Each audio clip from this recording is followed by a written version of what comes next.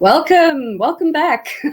Welcome to the Career Revolution weekly LinkedIn and Facebook Live series. My apologies, we've had a bit of technical difficulties this morning, so we're starting a little bit later than we normally do, but we're back on track. Career Revolution weekly inspiration series is the place to be for you to find inspiration to revolutionize your career. Every other week, I interview inspiring people who've done amazing things in their career. Ordinary people like you and I who've revolutionized their career. I then follow up after the interview sessions with a 30-minute strategy session based on your comments, based on the information that you share with me, and based on your questions and where you might find yourself stuck. So today's episode is all about FIRE. I've called it the FIRE episode. Our guest today is Nicola Polmans, and I'm going to be bringing her in shortly. Before I do, though, I would love to ask you all, LinkedIn users, please follow my company page, Licia Dewing Career Strategist Co. That's where my team and I can stay close to you. That's where we can follow you and support you. And we can also share the weekly agenda and more information around dates and inspiration and strategy sessions that are coming up. Without any further ado, though, let me bring on Nicola. Welcome, Nicola. Thank you so much. Good to be here. It's great to have you here. Third time lucky, a little bit of a reset. I'm going to just read, if you don't mind, this incredible introduction. And it actually largely comes from information that you've put out within your publications and so forth. So as a formal introduction to Nicola, Nicola is an advocate for work-life balance, specifically creating spaces and workspaces that are both comfortable and nurturing, and a home where you can equally work and play. Highlights from her career: she redesigned the Cape Town International Convention Centre's offices, upcycling their existing desks to modernize them and reduce waste through circular design principles. She designed new shared offices for another large corporate, creating pockets of home-from-home spaces, enabling employees to choose where they wanted to work for the day. Nicola believes walls are for keeping weather out, not people in, and that in the time of the pandemic, and certainly under the pandemic, there's never been a more exciting time for forward thinking and blended thought around spaces, interior, exterior design, and how we work and live. Most importantly, though, Nicola is the proud mother of two extremely kind and bright children. Nicola is here today because she designed her dream career. She created a space around her that had flow and flexibility. And as I said, I call this episode FIRE because out of the friction that Nicola found herself in came the fire for Nicola's career dream. So, Nicola, the girl who works with fire and steel. Yes. Tell everyone how we met, how we got to. Yes. Connecting. It was quite a happy coincidence to have met you. It was when I was working at my previous corporate job, and we attended a Women's Day breakfast event. And there were some really good speakers, actually. It was a great morning, and I do remember your talk very vividly because it really resonated with where I was at the time. I was feeling a little bit stuck in a corporate culture that didn't really suit who I am as an individual. And I had this idea, and I felt like the idea could succeed, but it just taking that leap felt so scary and overwhelming that I was in this kind of limbo. So it was great to go somewhere where I heard these really inspiring women speak. There were other single moms there that had achieved incredible things. Bernadette Isaacs, I think, was one. And one of the things that she said that really stuck with me was you need to be visible in order to receive opportunities. And that has done me well, I must admit. I've really had to come out of my shell and learn how to promote myself and to do things online, offline. And it's true. You need to put yourself out there and to be visible, and then things are drawn to you. It's quite amazing, actually. So I love that you used you had an idea, something was smoldering, the friction, there was something within inside of you, but you weren't quite there yet. And isn't it when we're in that phase of, I know there's something better, I know I can do this, and we're testing and retesting, that the information that we need to hear sometimes comes from unusual places. I mean, there you were with your your colleagues, and here this opportunity really sort of started to spark some interest in you. But the thing that I really want to get to and talk about is how you've moved from freelancing. You had a career, you spent some time overseas, you spent some time in London, you came back to South Africa, you were a freelancer, you went into the corporate world, and now you're a founder and an innovator. So what really resonates with me, and I think with so many people who'd be listening to this, Nicola, is how when things weren't working, you took the next step. I'm not saying that it wasn't scary and that there weren't moments of doubt and there was a holding pattern, but you've always created the space and workspace and career around you that needed to suit you. How do you feel about me saying that to you? I mean, is that something that you would... Well, it's lovely to hear you, because obviously we all have moments of self-doubt where you think, am I doing the right thing? Did I do the right thing? But my way of sort of, my yardstick for that is my happiness, actually. And I have to admit that I'm a much happier person now, because for me, freedom and flexibility is far more important than a paycheck. So I have the freedom and the flexibility now to pick up my kids from school, which I couldn't do before. But I also have the freedom and flexibility to work when it suits me, and not sit in traffic, commuting, and all those things. All those things add up to how you feel at the end of the day and first thing in the morning when you wake up, So I'm doing work that I love. I get very excited about my work, and on my own terms. So of course it comes with its stresses and its risks and all that sort of thing. But for me, it was definitely the right decision to make. There's not one regret. And we're going to talk about the work that you're doing. We're going to talk about the amazing founder that you are of what this business is. We're definitely going to get to that. Before we do that, I want to just hold a bit of space around the things weren't working.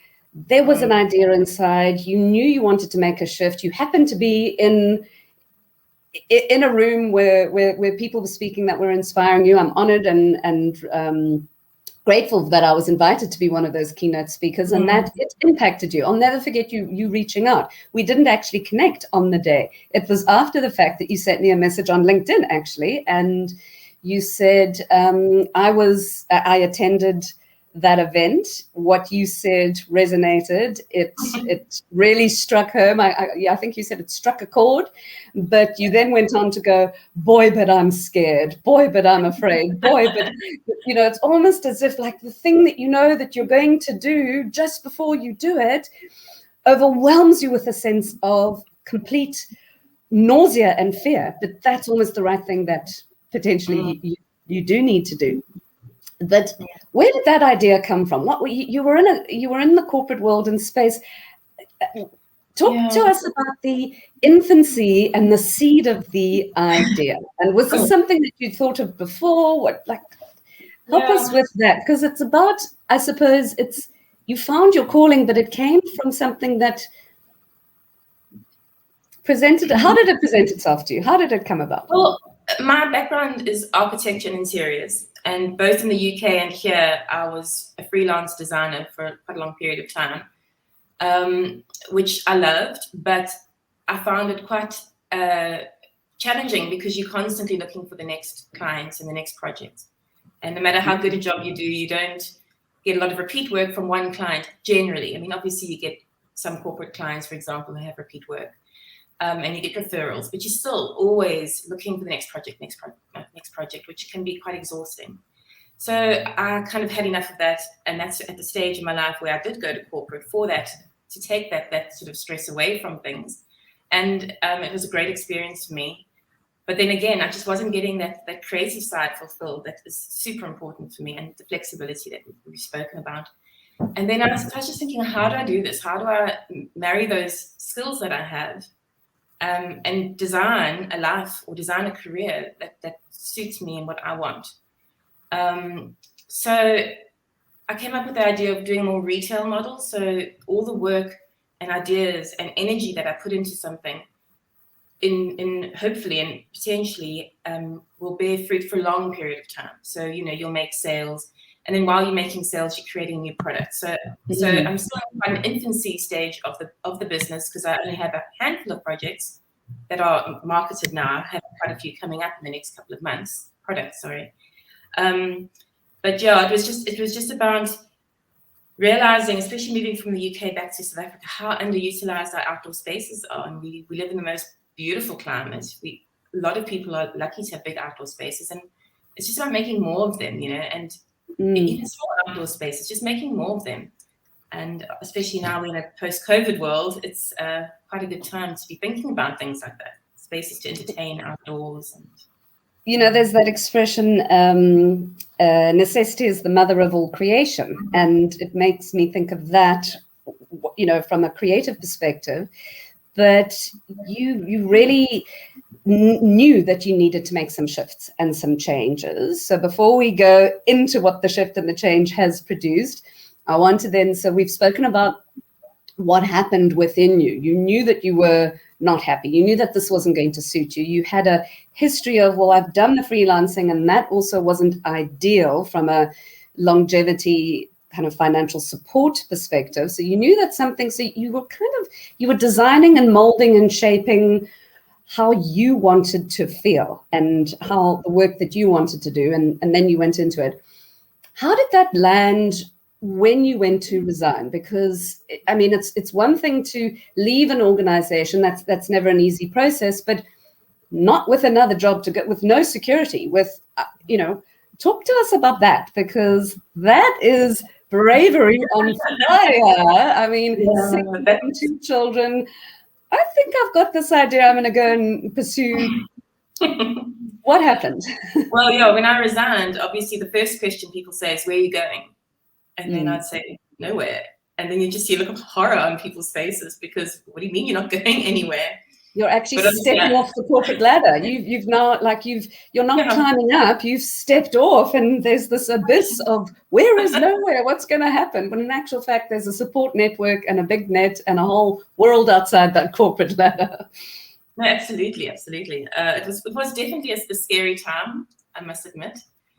People thought I was mad, essentially, especially being a single mom. People thought, giving up that financial security, it's a big risk. Of course, it's a big risk. But the risk was worth it for you. So I'm interrupting you, and I do apologize, but you knew that the risk was worth it. You preferred to take that risk than the feeling of what the status quo was trying to hold you into. That just wasn't good enough. Absolutely. I mean, it didn't feel like there was ever going to be any shift in that corporate career that would change how I felt later. So for me, it felt like it's a case of either just accepting it and getting on with it, or doing something quite radical to change it. And that's the path I choose. I knew that if it failed, I can always go back to another corporate job, or so it wasn't like that would be the end of me. It was the risk that I was prepared to take and try and see where it took me.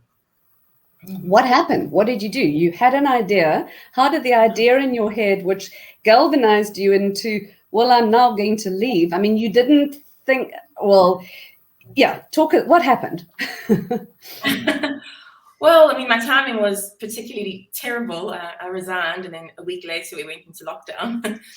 But that it almost didn't matter, because I had allowed myself and had enough money set aside to give myself a couple of months where I could not worry about getting an income and could just focus on designing my products. Also, just getting my head back in the game, because when you're in a corporate, you obviously, in a full-time job, I should say, your mind is in that. Yes. So I just gave myself some time to start talking to people, putting feelers out, reconnecting with old colleagues, etc. And after, you start developing 1 or 2 products, and then you start getting some feedback. And I thought that the one product would do well, but it was actually the other one that did well. And it was quite a learning curve. And we've just been slowly growing since then. Well, how did you sort of go from I'm at home creating, designing, and interesting things are coming from this, to I've now actually got a very bona fide business. This is it. This is the product. Like, what was the leap there? Did anyone help you? Was there any like collaborators? Where did you? I mean, I started just me by myself with a couple of products, an outdoor kitchen and a fire pit, essentially. And then I started getting more and more interest, especially in the fire pit, started making sales. And then I got to the point where, I can actually get people to help me now. And I needed people to help me, and I wanted people to help me. I don't like working by myself. So I just put some feelers out, and I've done a few collaborations. Used your advice about being visible, and posted a sort of a plea, if you like, on Facebook, just saying, I've got this business, I've got myself to a certain point, I can prove that it's viable, I believe it's viable, but now I need some assistance getting to the next point. And is there anybody out there that would like to invest or can give me some leads to potential investors? I thought, why not? There's no harm in asking. People can scroll past or ignore it, And actually, quite a few people get in touch with me offline. And interestingly enough, one of my old clients that I did work for, he got in touch with me and said that they were interested. And so we formed a bit of a partnership with them.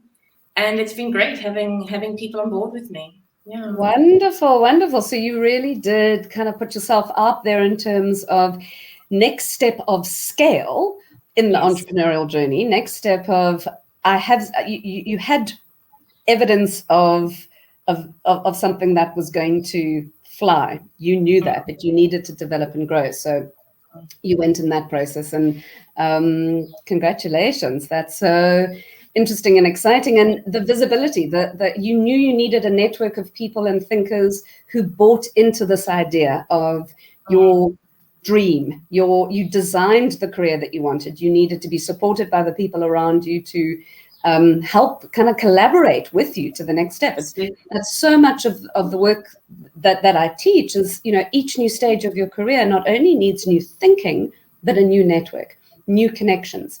The people that you spend 90% of your time with, the conversations that you have, are they supporting you to the next stage of where you want to go, whether that might be up the corporate ladder, climbing up the corporate ladder, or whether it might be jumping off the corporate ladder into the unknown, or whether it might be a combination of both.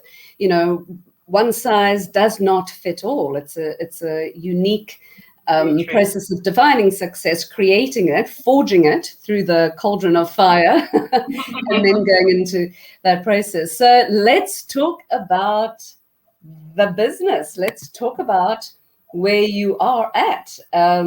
This wonderful, amazing, I love everything about it. I mean, the fire pit, the mobile outdoor kitchen, but tell us about Sprung, your super cool well, the whole concept of Sprung is to encourage people to move outdoors and to create memories outdoors. So it's about entertaining, it's about eating outdoors, and the idea for the outdoor kitchen is the good old South African braai. You don't have to keep running in and out the kitchen. It all happens together, and preparing food is part of the experience. But what's been so great, and just touching on what you were saying earlier about collaboration, is that I've met some incredible people on this journey. So I've had to learn a lot. Like, I'm now an expert on fire-resistant coatings. and the people that I've met through that process, the people that I've met through making the wooden lids for me, have all become part of my extended network, and they feel more like colleagues than I'm their client, if you know what I mean. Yes. So we've got good relationships, and from those things, I've also got into new collaborations. So with the woodworking guys, who are this amazing non-profit organization that I just love, and I love supporting them, we are now doing a folded furniture range as a collaboration with them. So it's really exciting, then you just feel like you're getting this team of people that's and you're all working towards the same goal, and you're all wanting each other to succeed. And that collaborative network has just been absolutely what I needed. It's been great. To be able to take you forward into the next step. And your work is all about designing spaces and places for people to come together. The work that you did at the Cape Town Convention Centre, the work that you've done at other corporate office spaces is about creating the space of bringing people together within comfort and harmony. And I love how that actually is what powered you into creating the career of your space, the space of your career and where you wanted to be and how you wanted to work. Okay. Tell us about, we're going to, in the comments, leave the website for Sprung, but it's sprung.coza, so sprung.coza. And if you want to leave any of the information around the collaborators that you're working with, questions that might come for people that are watching this on replay, you and I will be around and we'll just monitor any of the questions that potentially might come through. Nicola, tell us just a little bit about what's next for Sprung. What's the next vision? You said that you've got some more products, some new things developing and happening. Yeah, we've actually got quite a few products, and they're all at that same stage of prototyping where we're nearly ready to launch, which is so exciting. But in terms of collaboration, we've got a little side table that's going to be part of the VISI collab shop in the next month or two. We've done some really fun work with a company called Tiny Homes that do these beautiful mobile homes. So our outdoor kitchens and fire pits and extending your outdoor living fits so nicely with their compact, utilitarian, beautifully designed spaces that you can move. Living where you choose to be, the environment that you want to be in, a mobile tiny home. How cool. Exactly. That's so we did amazing. A really great photo shoot with them at Kokobai recently. And that was a lot of fun because that also buys into that whole lifestyle that you can move, you can be anywhere, And then other collaborations, I'm working with some graphic designers as well to do some new fabrics for our folding furniture range, and we've got some nice leads there. So yeah, it's actually just really exciting. Got lots of little things happening. Oh, and Tiny Home have got a little mobile showroom they want to set up with us. So we're just trying to find some way to position that in Cape Town. And yeah, it's just all come together very nicely. That's so exciting and wonderful to hear. And this is a year into running your own biz, being the founder of Sprung. It's exactly a year, correct? Yes, slightly over a year, but yeah. So time frame wise, it makes me feel like the clarity that you needed to know that you wanted to create the career, and despite the fear, move into what you knew you were so excited to do. Kind of like the universe just conspired to put everything into place for you, despite the fact that you went into lockdown without a salary, despite the fact that the timing wouldn't have been ideal, but you planned it out. You didn't put yourself at risk at all. You had the savings, you planned it out. You then went into the proof of concept, developing what your product was. And when you needed to call in the next step and scale up and work with collaborators to get your business to where you needed to go, you put out a post. That visibility created that opportunity, and now you're continuing to go. And I love that you're 100% woman-owned, South African business, 100% woman-owned, and all of your materials, you've told me, is completely locally sourced and locally produced and manufactured. It's very important to us to stay local. That's part of who we are. So everything's made and produced in South Africa, in Cape Town, actually. Yeah. So the girl that works with fire and steel, you changed up the desk, yeah. or the creating the desks, yes. And you forged this new path and this new career within fire and steel. So, like, you created your dream career. You took the leap and you created. Often when you say that to people, and certainly I find I'm all about find your calling, have the career that you want, create your dream career. People can sometimes be in a very frustrating place and they go, well, that doesn't exist. Dream careers don't exist. That's utopia. Nobody gets to be in their dream career, and I'd rather be in utopia than if that's the case. But you're living proof of it, Nicola. Thank you. Yeah, my mantra for life is fortune favors the brave, and I really believe that you need to take risks, but obviously calculated risks. You can't do something where you're going to lose your home. But I think it's important to take risks. Yeah. Yeah. And the thing that you knew that you had inside that you wanted to bring into the world, the thing that you wanted to create, whether it's a product, whether it's a service, that was part of your calling. I love how the story is so beautifully focused and formed, and it goes back to your early days of your career. And here you are. So thank you for being our guest on Career Revolution and for being part of episode FIRE. What advice, just to end off, and I didn't actually necessarily prep you for this, so what advice would you want to share with people who are listening? And I'm going to extrapolate some of the key points and use that to develop the strategy session that I'll run next week around what do you do when you have that thing inside of you? What do you do when you suddenly know, I now need to make a shift and make a move? So my strategy session is going to incorporate that. But I'd love to just end off with, what advice would you give to anybody who might be listening who resonates with feeling this desk is not right for me, the space in the career, and I need to make a shift? My advice is to daydream, actually. I'm a big daydreamer and doodler. I'm always doodling, dreaming, thinking things through. And for me, the more you do that, the more the idea takes form, and I have a vision board with things that I find inspiring. Wonderful. The more detail you give those thoughts and ideas, the more tangible they become and the less overwhelming they become. They start becoming something that's quite real, actually. And the other thing would just be to constantly stretch yourself. And if you're not uncomfortable, you're not pushing yourself hard enough, is how I feel. So that's what I try and do that as much as I possibly can. And then I would just say be you, be authentically you. Like when you're feeling overwhelmed, put your hand up and say, I'm struggling. Because one thing that I've found is that people are so willing to help. People have actually been incredible. If you say, this is what I want to do, don't know if I can do it, what do you think?